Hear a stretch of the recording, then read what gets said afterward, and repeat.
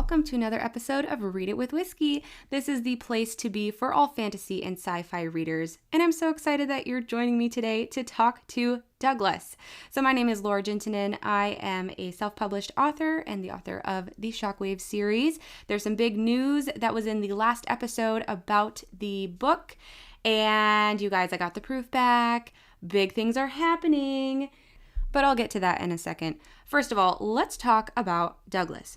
So Douglas W.T. Smith. We are going to talk about his book, Shadow of the Wicked, and it's actually a novella, a Three Kingdoms novella. So Douglas W.T. Smith, he's an Australian fantasy author.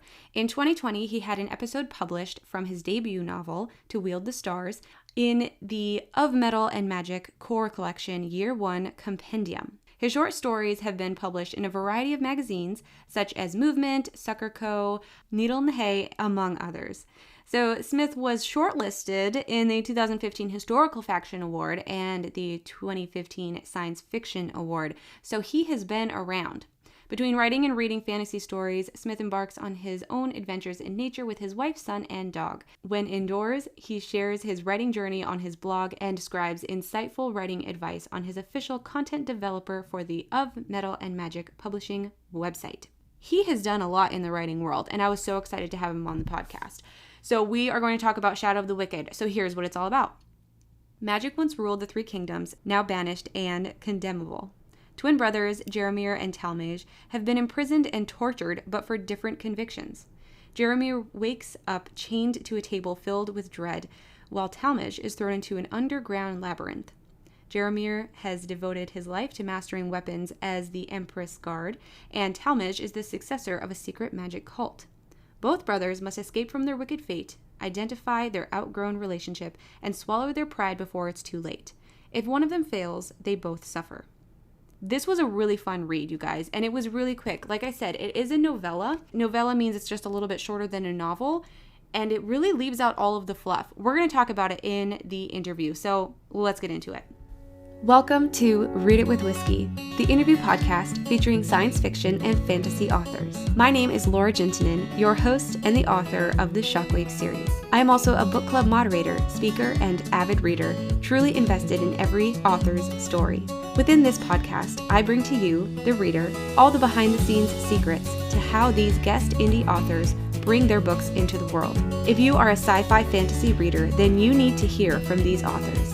Let's learn about the person behind the page. Sit back, sip some whiskey, and lean in to these self-published authors. All right, it's time for a little Laura J. Live update. Huge things are happening in the world of Laura J. Live right now. Oh my goodness. So we are halfway through September. I received my proof from Amazon and I edited it. You guys, it is up for pre-order right now. It is coming out September 28th, which is 2 short weeks away. I really can't believe it at all. So go ahead and get the pre-order and make sure that you've read Transient Pulse. If you haven't read Transient Pulse yet, get onto Amazon right now. I would love for you to put up a review for Transient Pulse if you read it already, because it really helps authors grow their businesses. Being an author is a business. I want to be able to do this full time someday, and writing a review is really going to help me get there. So if you've read my book, go write that review. If you've read any author's book, so basically if you've read any book in the world, you should be putting up reviews for every single book you've read. That's just my little shameless plug there, and advocate for all self-published authors. So anyway, the book is coming out very soon, and you guys, I am working on book 3. It's coming together. Static Equilibrium is not what I thought it was going to be, and I'm so excited. And if you haven't heard about how I write, I'm definitely a pantser. When I started the entire Shockwave series, I knew the entire concept on a big picture scale. I knew what would happen in general in books 1, 2, and 3, but I didn't know the scope. I didn't know all of the characters at that point. I really like the characters to take over when I'm writing, and I've talked about that on the podcast before. I like to let the characters take the reins, and I just follow their lead. If they do something I don't like, that doesn't mean it's wrong for them. And it can get really, really frustrating, but that's just a little sneak peek into what book 3 is going to have. It's going to be great, you guys. I'm so excited. And if you want to read the first chapter of book 2, Oscillation Rising, head over to Patreon because the first chapter is up for all of my patrons, free to you to read, as well as the book cover for Static Equilibrium. By this point, I have put the book cover out into the regular world. So if you were on my Instagram, at LauraJLive or at Read It With Whiskey, the book cover is out for Static Equilibrium. But if you want to see like those confidential posts that I put in Patreon, get on over there because there's some great content over there. So in other news with my Laura J. Live life, I have so many projects in the works, you guys. I not only have the Shockwave series, but I have a duology. Basically, it's 2 books instead of a trilogy is 3 books. A duology is 2 books. So I have a duology in the works as well as a standalone dystopian book, dystopian fantasy. There are just so many projects coming, and I'm hoping to get the duology and the dystopian books out in 2022. So there's so much more information about this kind of stuff on my Patreon. So I'm going to put the plug in there because I can. www.patreon.com/readitwithwhiskey. That's where you're going to get all of the behind the scenes information about what I'm doing in my writing life, as well as learn about all of the different books that I'm reading. So much is happening. The next year is going to be a whirlwind. I'm so excited for it. But the first thing that you're going to do is read Transient Pulse. You're going to rate and review it, and then you're going to go and pre-order Oscillation Rising. If you're listening to this episode after September 28th, 2021, then go ahead, buy Oscillation Rising, and maybe put in the pre-order for Static Equilibrium if it's out there. Definitely just go check out my Amazon author page. That's all I'm asking. Okay, enough of me rambling. I know that was a little extensive, but I had to get that information out to you guys because I'm so excited. All right, let's get into the interview with Doug. This episode of the Read It With Whiskey podcast is brought to you by Coffee Over Cardio. I've been using Coffee Over Cardio for a really long time, and I'm so excited to be an affiliate with them. So there is a link in the bio, but if you want to go there on your own, all you got to do is use my code 10LauraJLive. That's 10 LauraJaylive, and you will get 10% off your order.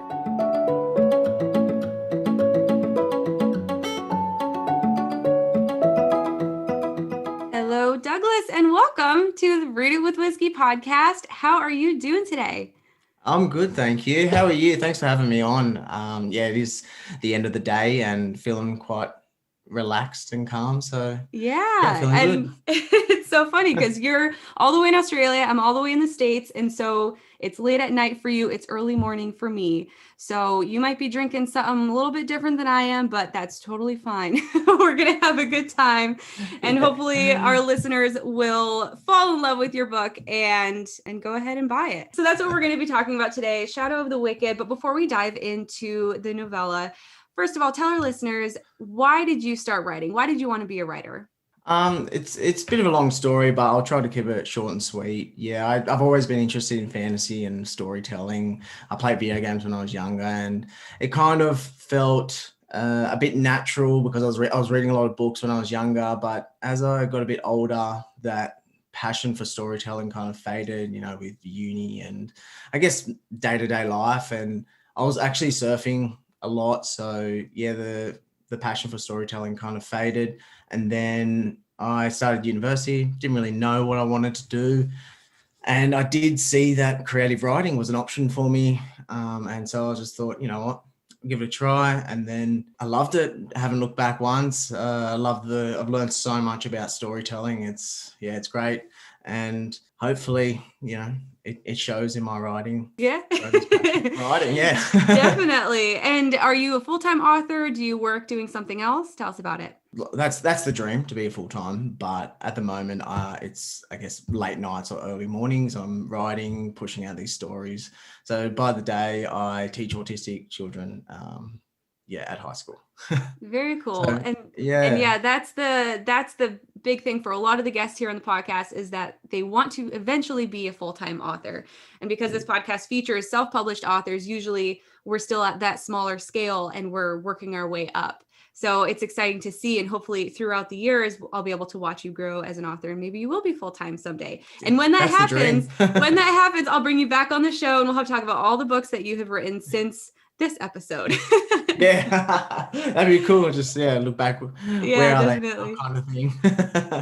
So what do you think is your favorite part about being a writer? I think, especially with fantasy, is just creating these worlds and these histories and these characters and putting testing your characters in all these scenarios and situations and making them either fall in love or do things what they feel is right. And it just creating these characters in these worlds, it's so interesting and intriguing for me, and that drives my motivation for writing, because I try to picture myself if I was in those situations that some of my characters were, and that's what I try to convey on the pages, is that I want these characters to be relatable but in a fantasy world. So that's, I don't know, it really draws me into this storytelling, character development, and then also magic and dragons. Oh yeah. Always. Yeah, always. That creative fantasy world inside the brain finally getting down onto paper is so exciting. So let's talk about the books that you have published. We are going to talk more in detail about Shadow of the Wicked, but tell us about your other book that you published, Year One Compendium. Yeah, so that's with I guess a small indie press called Of Metal and Magic. Me and I think 4 other authors, we writing in a shared universe.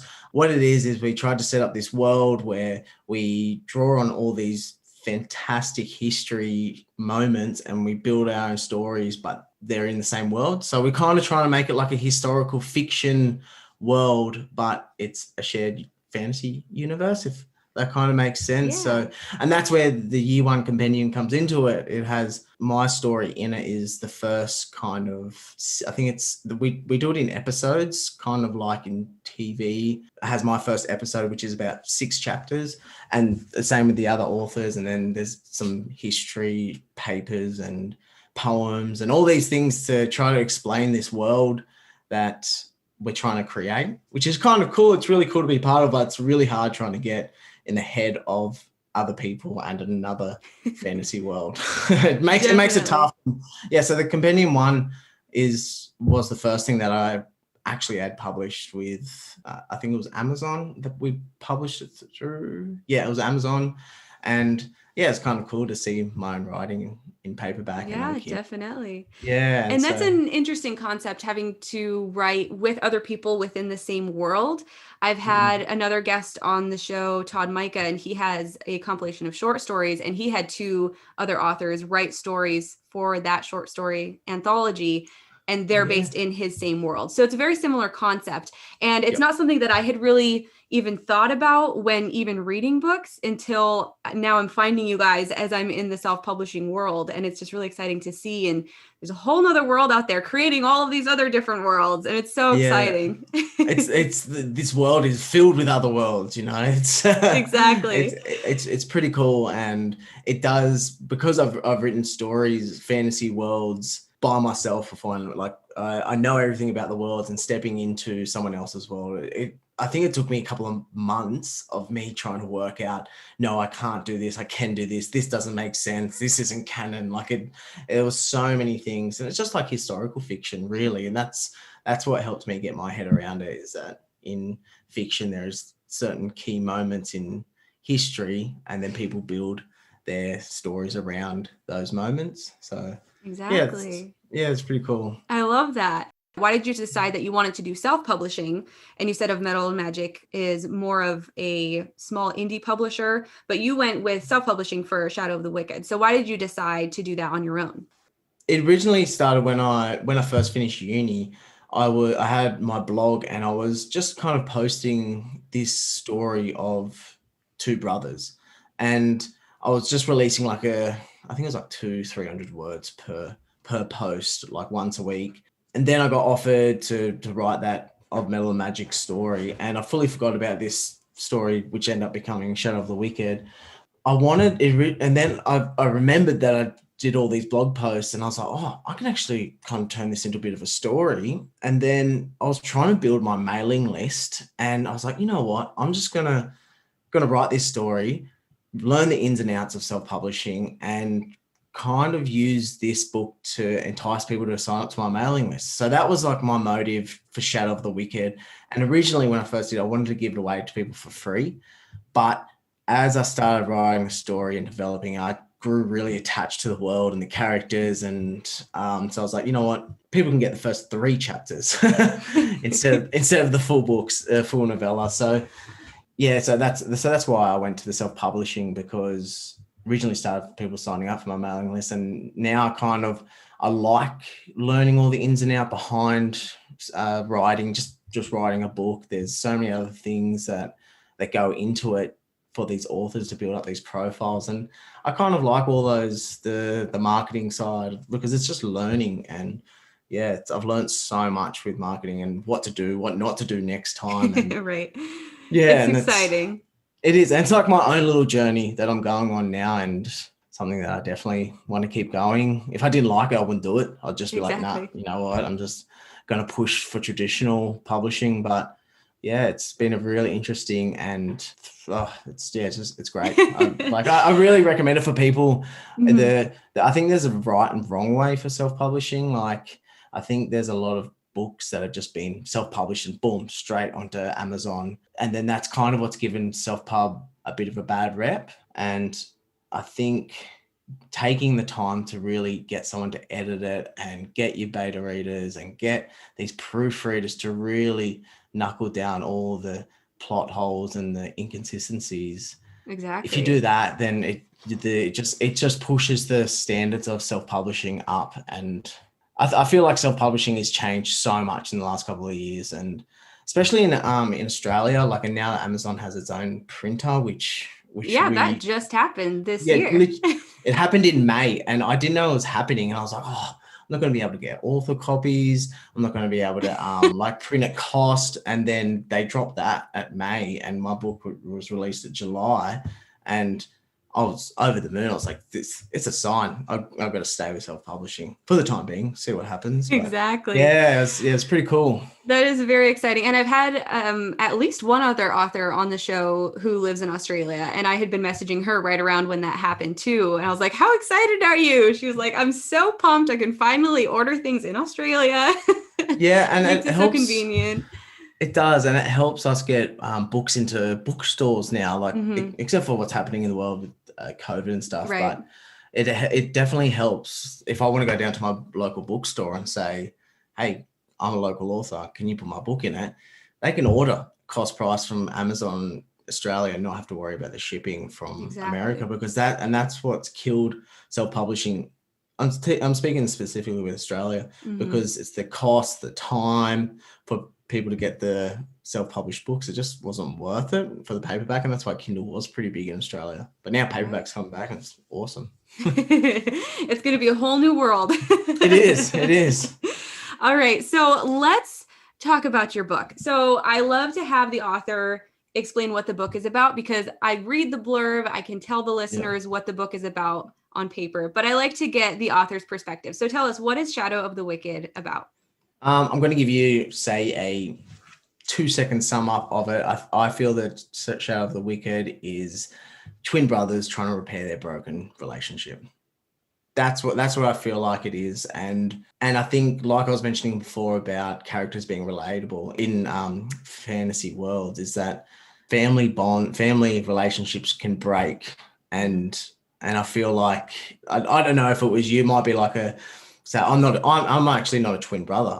I have brothers, and we go up and down with our relationship, and I know a lot of people can relate to that as well. So yeah, that's what I kind of feel like this story is ultimately about.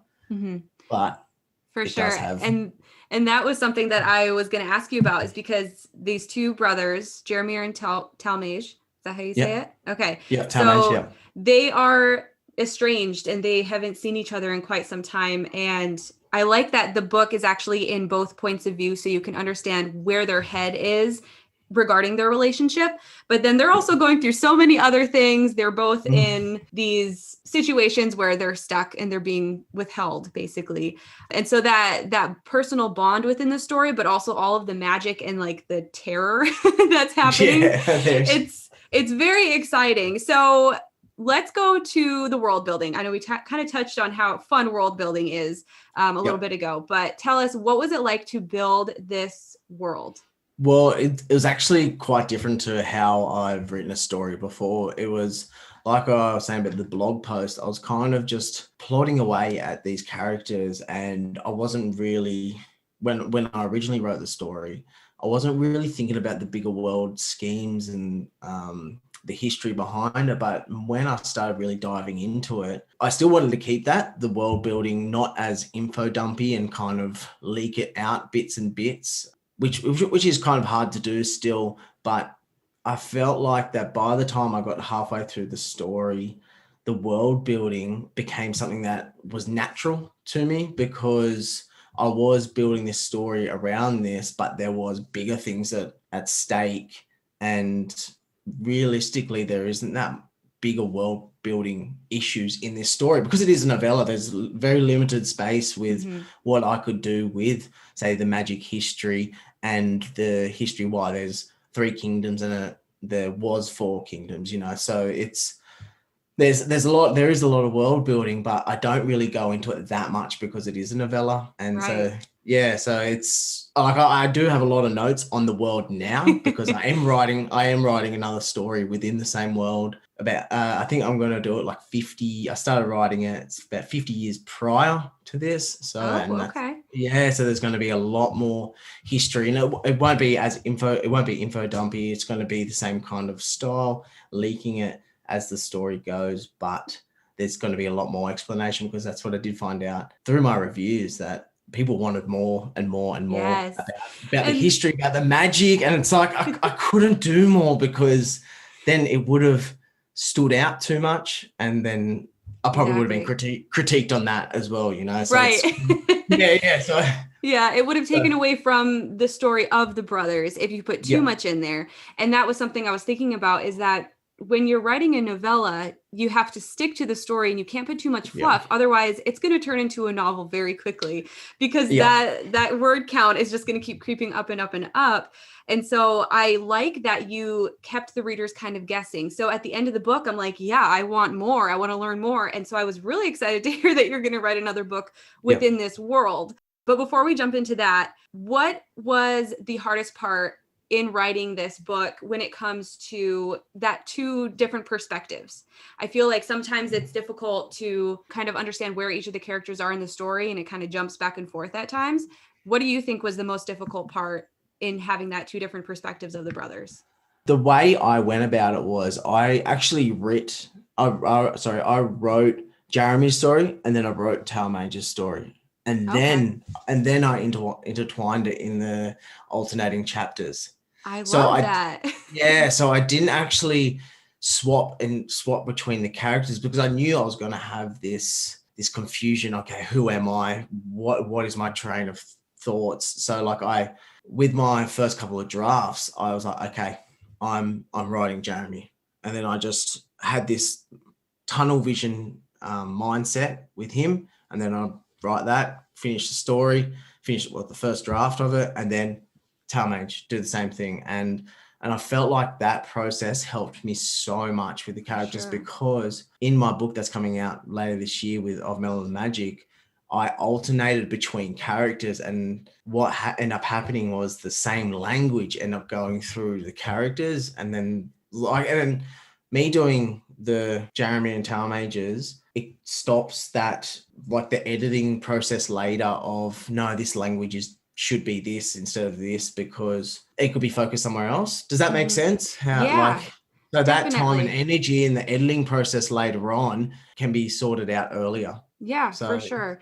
And I've heard it's difficult going perspective to perspective. So I like that you wrote all of Jeremy's first. And do you think that influenced how you told Talmage's story?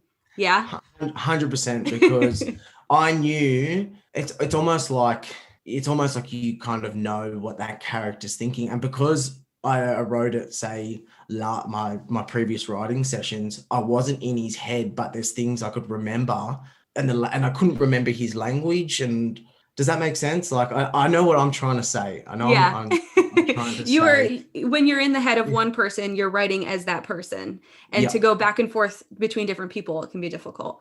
Yeah, and when I was writing Talmage, I knew that Jeremy was a stubborn dude, and he was set in his own ways. But the kind of things that wasn't going to give away too much while I was writing Talmage, and yeah, so it helped a lot. So moving forward, you have a project in the same world. Are similar character or the same characters going to show up? Or you said no, it's 50 years before, so none of these Yeah. characters are going to be in this book. Yes, there is. So yeah.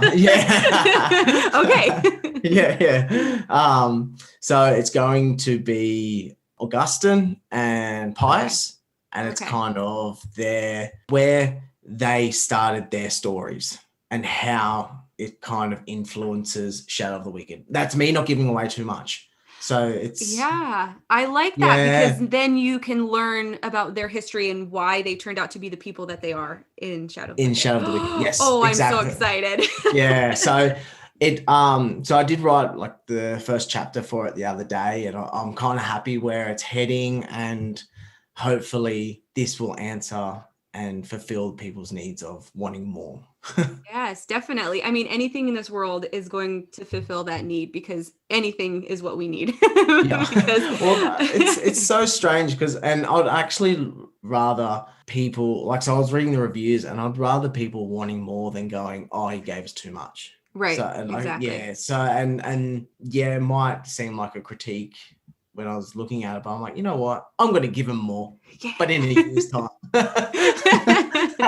I love it. And so in this new book that you're writing, is it in different point of view, or is it in a solo point of view? Are you doing the same writing style? I know you've said you're kind of a mix between a plotter and a pantser. Is it going to be a similar vibe on how you write this story versus the novella?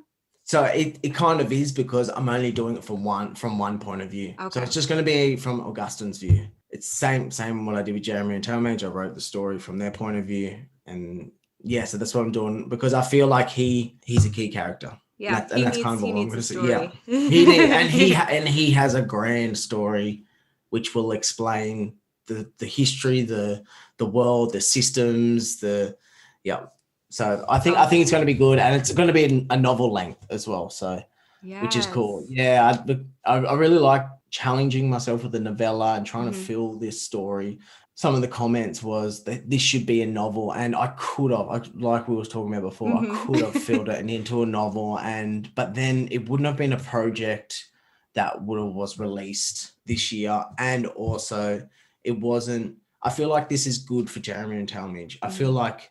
If I was to expand it, there would have been a lot of fluff like we were talking about. And I know people want more and want it to be bigger, but I think it's good for them because in the grand scheme of things, they're just two characters. They're just two brothers in bigger world issues. Mm-hmm. Yeah. And telling their story is important. But now I'm excited to get this next story in here. So do you think it's more difficult to write a novella versus a novel, or how? I mean, you said you just started the novel. So what is your experience so far? I think the novella was probably the hardest because the word count limitation of it, because you have to be so mindful of the novella cap. I think it's at 40,000 or something like that's. I think it's about 40,000.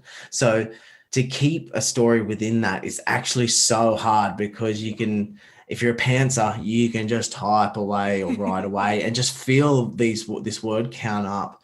And that's what I kind of like with a novel. And like you were saying before, I'm a plotter and a pantser. I like plotting out where my characters need to go, and then they just go in a roundabout way of getting there. But they need to hit those milestones. So they might have all this subplot storylines that branch off from these plot lines, but they need to get to these plot lines. Exactly. And I've experienced that with my own books, my series. I have a basic premise for each of the books in the series, and then the characters just do what they want as long as they get to that end point. And I've had like new characters pop up out of nowhere. I'm like, where did you come from? I didn't know you existed. But you fit so well into it. If you take them out, it's like it doesn't work as good. Yeah, it's like it's subconscious. They were always there. You just didn't know it until you wrote about it. It's so funny. Have you ever tried to explain to someone that your characters do their own things in the stories before? Yes. And people look at you so weird, like you're the character. What? How can that just happen? But like, unless you're a writer, like you don't understand, because these characters actually have a mind of their own. Yeah, we're writing it, but it's such a bizarre thing. And I think that's what also intrigues me into storytelling about these characters and the character developments, because they get their own mind. They have their own feelings, their own emotions, their own choices. And it's so cool It that is. we're just kind of, we're the narrator, just watching these characters. So it's pretty cool. And it's exciting because there's times where I'm like yelling at the character, like, why would you do that? Or if they don't understand something, I'm like, how do you not understand what's going on? But it's because they're their own person, and you can't put your own conceptions of reality into their head because they don't know what you know, even though you're the writer. It's just mind blowing. It is mind blowing, and like I fully understand and know what you're talking about. But if you talk to someone that's not a writer, they're just like, you're an idiot. Yeah. Like some of the listeners right now, they're like, what are these people talking about? Yeah. I'll get it one day. One day. Yeah. All right. So you're working on another book in this Three Kingdoms world.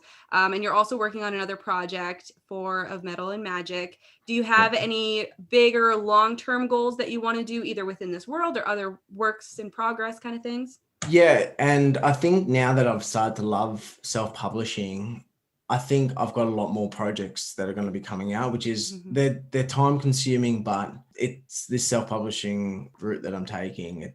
I'm definitely excited for these projects coming out. So at the end of the year, got Of Metal and Magic, To Wield the Stars to come out, which I'm pretty excited about because I did work on it before COVID, and then COVID hit and kind of delayed this whole publishing process. So that would have been my first book, but yeah, it's coming out at the end of the year. And then next year, I want to have this Three Kingdoms novel out next year, mid next year.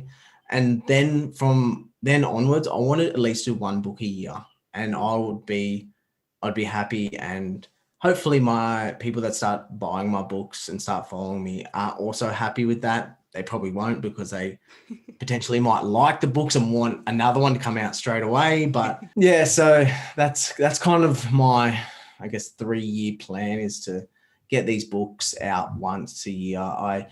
Years ago, I did write a book, and I will self-publish that in a completely different world.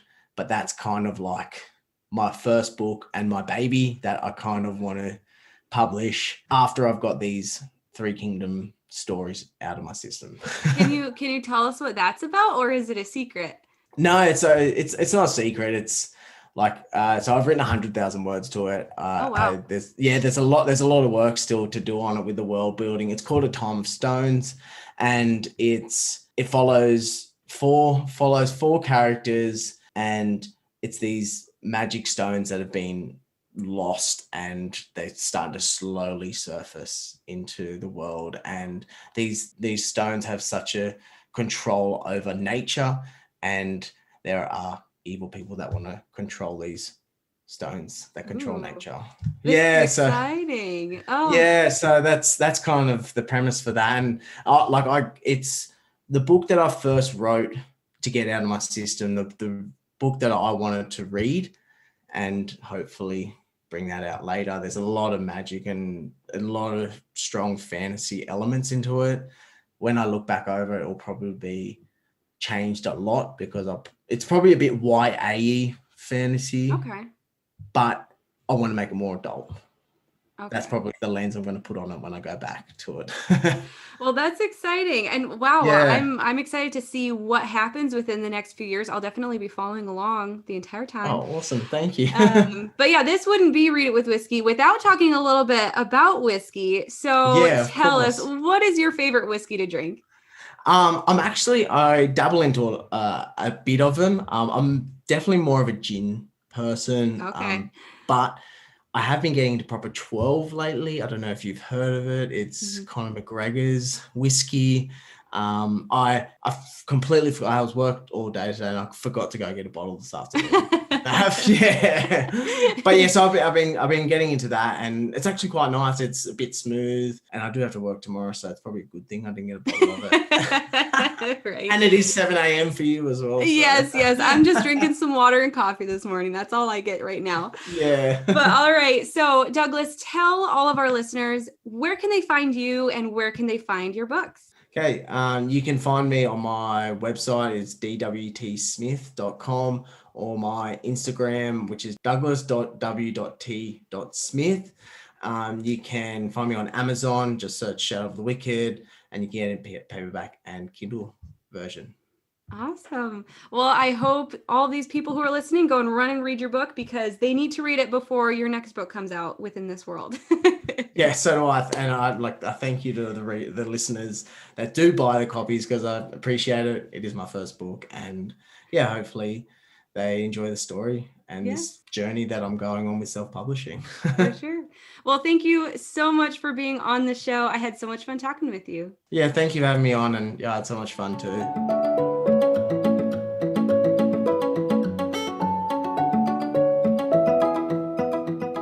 Talking with Doug was so much fun. I love interviewing people with accents. Absolutely love it. But yes, so you could tell I really enjoyed this book. I'm really excited to see what comes next from Douglas. And I hope you guys are here for the ride, because it's going to be good. All right.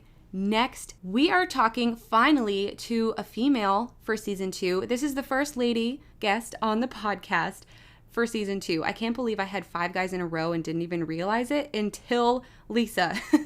So Lisa Johnston is the author of Wakeless, and this is a dystopian post-apocalyptic book. There are so many similarities between her book and my second book in the Shockwave series, which I already talked about, so I'm not going to talk about it again. But you definitely want to listen to this episode next time, because this book was incredible. It is one of my top reads for the entire year of 2021. So good. So I'll talk to you next time. You've been listening to an episode of Read It with Whiskey. I am your host, Laura Juntunen, and I just wanted to personally hop in and say thank you so much for listening. Your support of the podcast means so much to me, and I would really appreciate it if you could go onto your favorite podcast platform and rate and review the show. By rating the show, you're going to help more people find the podcast, so then we can grow.